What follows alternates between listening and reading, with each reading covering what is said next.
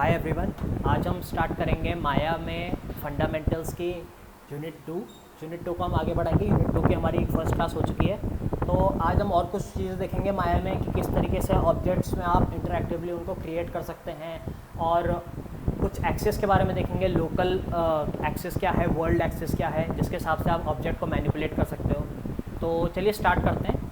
सबसे पहले हम जो आज ऑप्शन देखेंगे वो है इंटरैक्टिव क्रिएशन का। फॉर एग्ज़ाम्पल अभी मैं यहाँ पे क्लिक कर रहा हूँ। फॉर एग्ज़ाम्पल मैंने पॉलीगन लिया और मैं इसको यहाँ पे क्रिएट कर रहा हूँ। तो आप देख रहे हो यहाँ पे ये कुछ मेरे को ऑप्शंस दे रहा है कि ग्रिड पे ड्रैग करिए और छोड़ दीजिए ड्रैग को। ठीक है, उसके बाद दोबारा ड्रैग करना है आपको हाइट के लिए। जितना आप इसको ऊपर उठाएंगे उतनी इसकी हाइट बनेगी।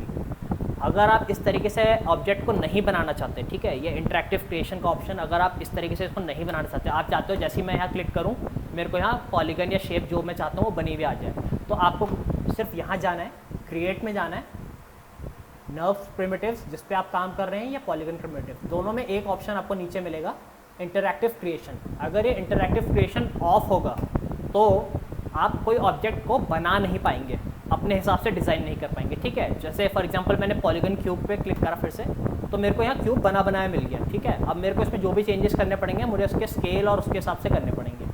ठीक, इसमें आप बना नहीं सकते ऑब्जेक्ट, आपको बना बनाया मिल जाएगा। लेकिन अगर मेरा इंटरैक्टिव क्रिएशन यहाँ ऑन है, फॉर एग्जाम्पल मैं क्रिएट में जाके पॉलीगन क्रिएटिव्स में इंटरैक्टिव क्रिएशन ऑन कर लेता हूँ, तो अब मैं जो भी ऑब्जेक्ट बनाऊँगा वो मैं खुद बनाऊँगा। आप किस साइज़ का चाहिए मुझे, कितना बड़ा चाहिए, तो ये मैं डिसाइड कर सकता हूँ। ठीक है, आपने पहले एक चीज़ बनाई इसकी यहाँ पे और फिर इसको ऊपर उठा दिया। ठीक है, तो ये स्टेप बाय स्टेप ये इंटरैक्टिव क्रिएशन हेल्पफुल रहता है आपको बनाने के लिए कि आपको ऑब्जेक्ट एब्सोल्युटली अपने हिसाब से चाहिए, ताकि आपको बाद में बार बार स्केल ना करना पड़े और प्रॉब्लम ना आए।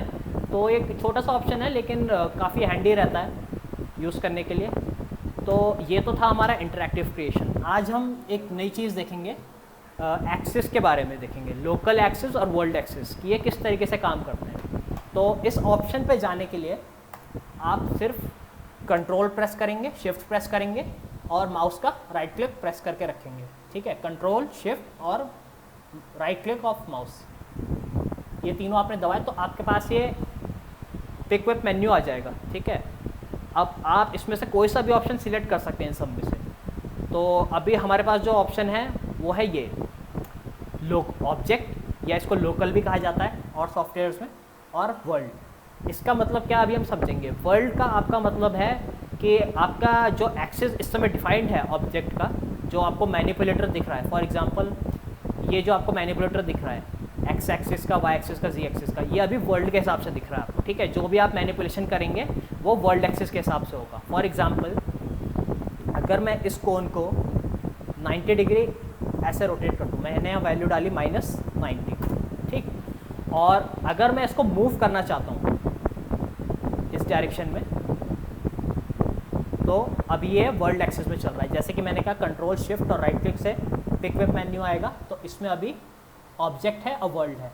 हमारे पास दो ऑप्शन है, फिलहाल हम इसको वर्ल्ड कर देते हैं। अब ये वर्ल्ड के हिसाब से चलेगा। ठीक है, जैसे आपके बाकी वर्ल्ड के कुछ एक्सिस हैं, क्योंकि एक चीज़ का ध्यान रखिएगा, माया में जो आप 3D ऑब्जेक्ट्स क्रिएट कर रहे हैं वो एक 3D स्पेस में क्रिएट कर रहे हैं। ठीक है, 3D वर्ल्ड में क्रिएट कर रहे हैं। तो यहाँ पे ऑब्जेक्ट का जो एक्सिस है वो आपके 3D स्पेस के हिसाब से होगा। आप समझ रहे हैं, मतलब एक्सिस जो डिफाइन हो रहे हैं वो आपके वर्ल्ड के हिसाब से हो रहे हैं। लेकिन यहाँ पे अगर आप इस ऑप्शन को चेंज कर दें, फॉर एग्जांपल मैं इसको थोड़ा रोटेट कर लेता हूँ और मैं इसको वर्ल्ड की जगह ऑब्जेक्ट कर देता हूँ। अब इसका मैनिपुलेटर को ध्यान से देखिएगा, इसका मैनिपुलेटर चेंज हो गया। इसका मैनिपुलेटर चेंज क्यों हो गया? अब ये ऑब्जेक्ट की ओरिएंटेशन के हिसाब से हो गया है। ठीक है, मैंने ऑब्जेक्ट को रोटेट करा था इसलिए इसकी ओरिएंटेशन इस समय ऐसी हो गई है।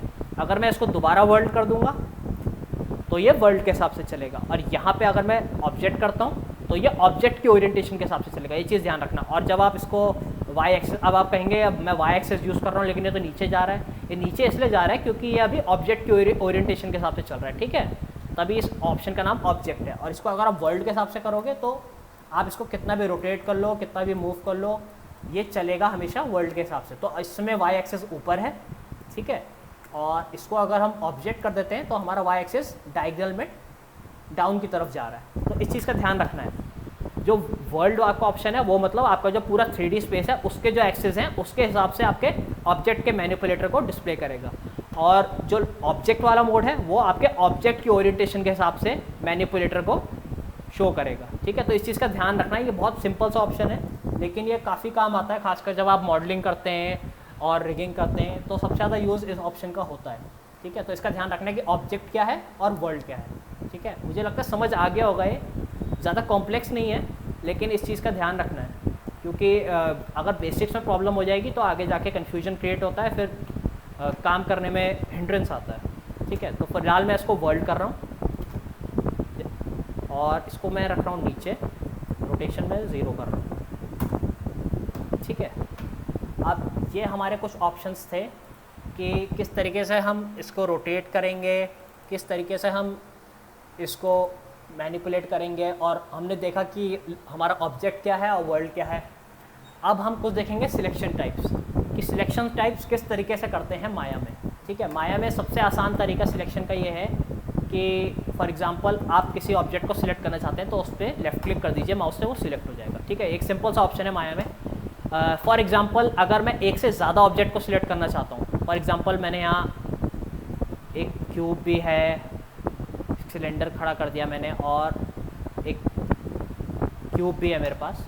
ठीक है, अगर मैं तीनों को सिलेक्ट करना चाहता हूँ तो मैं मार्की टूल से सिलेक्ट कर सकता हूँ। मार्की टूल से क्या होता है, जब आप इसको लेफ़्ट क्लिक को सिलेक्ट करके ड्रैग करेंगे तो जैसे आप माउस को ड्रैग करेंगे जिस एरिया में, उतना एरिया सिलेक्ट हो जाएगा। ठीक है, लेफ़्ट क्लिक पकड़ा और माउस को ड्रैग करा इस तरीके से, तो आप सारे ऑब्जेक्ट एक साथ सिलेक्ट कर सकते हैं इस तरीके से। ये काफ़ी सिंपल सा है, लेकिन इसमें आपको एक ऑप्शन और मिल जाएगा। एक ऑप्शन और है, वो आपको मिलेगा यहाँ पे। जैसे आप यहाँ पे जाएंगे, इसका नाम है लैसो टूल। लैसो टूल जैसे आपने फ़ोटोशॉप करा है तो फ़ोटोशॉप में जो लैसो टूल है ये भी उसी तरीके से काम करता है, ये भी सिलेक्शन के लिए ही काम करेगा। ठीक है, फॉर एग्जांपल हम इसको सिलेक्ट करके देखते हैं और देखते हैं किस तरीके से काम करता है।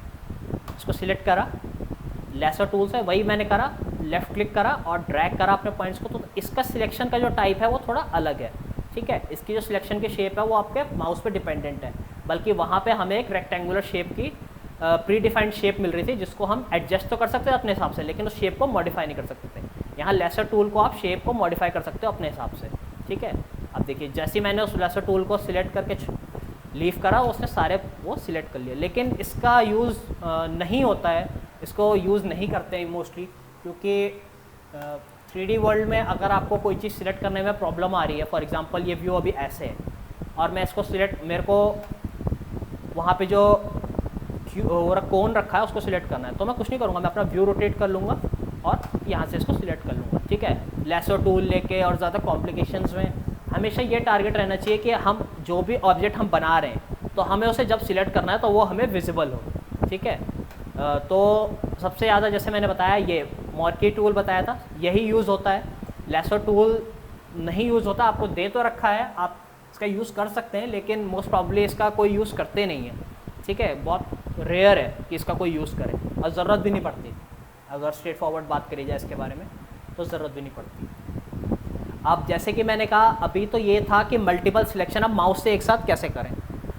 अब यही सिलेक्शन अगर मैं 1 बाय 1 कीबोर्ड्स, फॉर एग्जांपल अगर मैं यहाँ पे एक बॉक्स और क्रिएट कर देता हूँ, ठीक है, और मैं चाहता हूँ कि फर्स्ट, सेकंड ये कोन और थर्ड ये बॉक्स सिलेक्ट हो, और अगर मैं यहाँ पे मार्की टूल से सिलेक्ट करूँगा तो मेरे चारों के चारों ऑब्जेक्ट सिलेक्ट हो जाएंगे। मैं चाहता हूँ नहीं, मेरे को फर्स्ट वाला सिलेक्ट करना है, सेकंड वाला सिलेक्ट करना है और फिर सीधा फोर्थ वाला सिलेक्ट करना है। मुझे ये सिलेक्ट नहीं करना, ये सिलेंडर मुझे सिलेक्ट नहीं करना है। तो आपको कुछ नहीं करना, या तो आप शिफ्ट दबा के रखें और लेफ़्ट क्लिक करते रहें जिस ऑब्जेक्ट पे आपको सिलेक्ट करना है। ठीक है, 1, 2 और 3, एक तरीका ये है। थोड़ा फास्ट करने का इसको ये तरीका है दूसरा कि आप शिफ्ट दबा के रखें और इन दोनों को ड्रैग करके सिलेक्ट कर लें जहाँ तक इनका एरिया आ रहा है, और वैसे ही इसको भी ड्रैग करके या सिलेक्ट करके कर सकते हैं। ठीक है, ये दोनों अलग अलग तरीके से काम करेंगे। और अगर इसके आगे हम और ऑब्जेक्ट्स भी ले लेते हैं एग्जांपल के लिए, ठीक है, मैं कुछ और ऑब्जेक्ट्स भी ले रहा हूँ। अब मुझे अभी भी सिर्फ सिलेंडर ही एक्सक्लूड करना है, तो मैं ज़्यादा बेटर मेरे लिए ये रहेगा यूज़ करना कि मैं एक एक ऑब्जेक्ट को सिलेक्ट करने के बजाय यहाँ पे मार्केट टूल से सारे ऑब्जेक्ट सिलेक्ट कर दूँ शिफ्ट दबा के। ये ध्यान रखना है शिफ्ट दबा के। अगर आप शिफ्ट दबा के यूज़ नहीं करेंगे तो आप जो सिलेक्शन एक बारी में कर रहे हैं वो आपका दूसरी बारी में हट जाएगा। देखते हैं किस तरीके से वो होता है।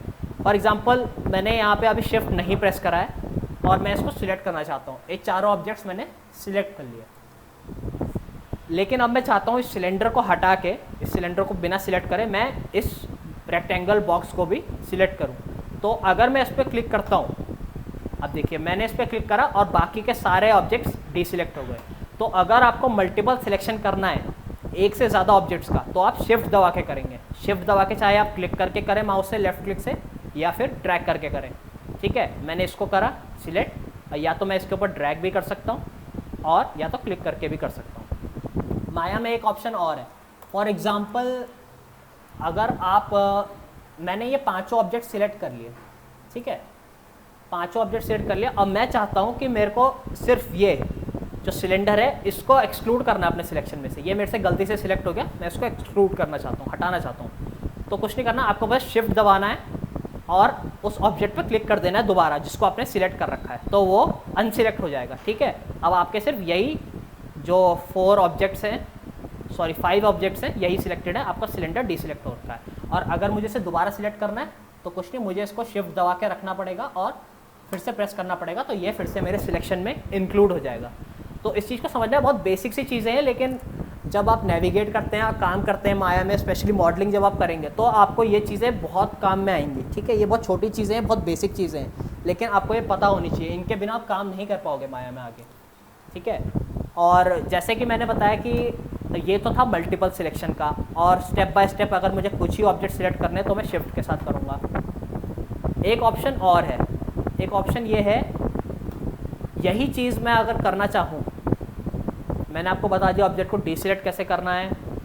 ठीक है, तो हमेशा ध्यान रखना शिफ्ट दबा के आप मल्टीपल सिलेक्शन कर सकते हैं, चाहे आप लेफ़्ट क्लिक से करें चाहे आप ड्रैग करके करें। और अगर आपका ऑब्जेक्ट सिलेक्टेड होगा, फॉर एग्जांपल मैंने ये ऑब्जेक्ट सिलेक्ट कर रखा है और मैं दोबारा इस पर क्लिक करता हूँ शिफ्ट दबा के, तो मेरा सिलेक्शन हट जाएगा उसमें से। ठीक है, इस चीज़ का ध्यान रखना है। बहुत छोटी चीज़ें हैं लेकिन इनका ध्यान रखना है, क्योंकि आगे जाके ये बेसिक्स अगर क्लियर नहीं होंगे तो ये छोटी छोटी चीज़ें, ये प्रिमिटिव्स कैसे हैंडल करना है, किस तरीके से बनाना है, ये आपको प्रॉब्लम करेंगी। ठीक है, बाकी हमारा लेसर टूल हो गया, मॉर्की सिलेक्शन टूल हो गया, और मैंने आपको बता दिया कि सिलेक्शन कैसे करना है, मल्टीपल सिलेक्शन कैसे करना है, कोई सिलेक्शन अगर हटाना है वो कैसे करना है। तो बाकी और भी कुछ टॉपिक्स हैं जिनको हम आगे आके कवर करेंगे। तो आज की क्लास के लिए इतना ही। Thank you.